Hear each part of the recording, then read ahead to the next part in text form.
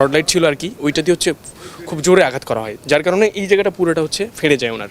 তো ওইখান থেকে ব্লিডিং তখন হচ্ছিল, ভাইরে হচ্ছে উঠায়া তখন হচ্ছে দুইজন ভাই বাইকে করে ঢাকা মেডিকেলে নিয়ে যায়। সে হচ্ছে দীর্ঘদিন যাবৎ হলে অবস্থান করছে এবং তার লাইফটা মূলত আসলে ভারসাম্যহীন একটা মানুষ সে।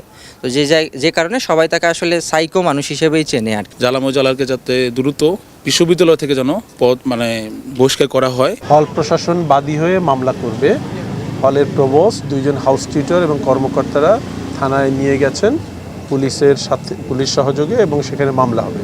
মামলার পরবর্তী যে প্রক্রিয়া সেটা প্রচলিত আইন অনুযায়ী চলবে।